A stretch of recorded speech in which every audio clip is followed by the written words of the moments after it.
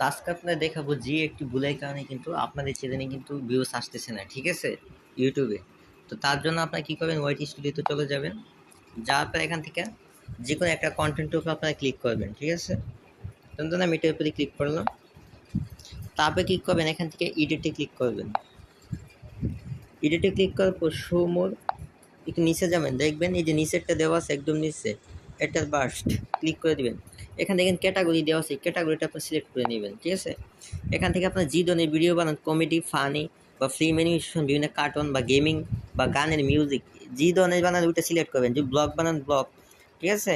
আর যেহেতু আমি বিভিন্ন খেলা হলে ট্রিপস ট্রাভেল বিভিন্ন যদি আপনারা ঘুরেন, ঠিক আছে, বিভিন্ন ব্লগ করেন বিভিন্ন জায়গাতে গিয়ে, ওইগুলো ট্রাভেল ইভেন্টস দিতে হবে, ঠিক আছে।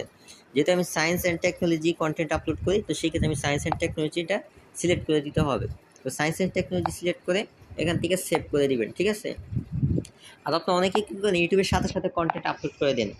এই ভুলটা কখনো করবেন না, ঠিক আছে।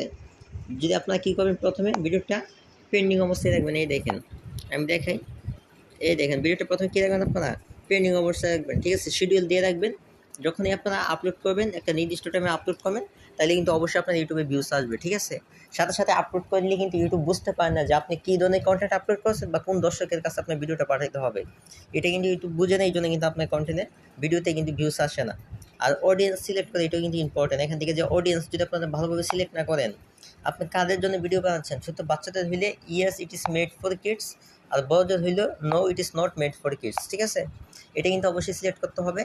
এবং টাইটেল এবং যেটা দিবেন, টাইটেলটা কিন্তু অবশ্যই বাংলা এবং ইংলিশে লিখতে হবে, ঠিক আছে।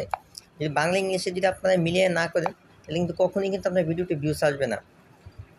অবশ্যই কিন্তু আপনাদের বাংলা এবং ইংলিশ মিলিয়ে কিন্তু লিখতে হবে, তাহলে কিন্তু অবশ্যই আপনার ভিডিওতে ভিউজ আসবে। আপনারা কী করবেন, বাংলা এবং ইংলিশ মিলিয়ে কিন্তু লিখতে হবে, ঠিক আছে। তো আমি এখান থেকে আপনারা দেখাই, ইংলিশটা আপনারা এখান থেকে চেঞ্জ করে নেবেন, ঠিক আছে। বাংলা ইংলিশ যদি মিলিয়ে না দেন, তাহলে কিন্তু কখনো আপনার চ্যানেলে কিন্তু ভিউজ আসবে না। এই জন্য বাংলা ইংলিশ মিলিয়ে অবশ্যই লিখবেন, তাহলে অবশ্যই কিন্তু ভিউজ আসবে, ঠিক আছে। আপনি যে ভাষারই কন্টেন্ট করেন না কেন, ইংলিশটা অবশ্যই আপনার লিখতে হবে, নাহলে কিন্তু ভিউজ আসবে না। তবে এখান থেকে আপনার সেভ করে দিবেন। এরকমভাবে যে ভিডিওটিতে এখানে ভিউজ আসতেছে না, ওইগুলো এইভাবে করে দিবেন, তাহলে ইনশাল্লাহ অবশ্যই ভিউজ আসবে।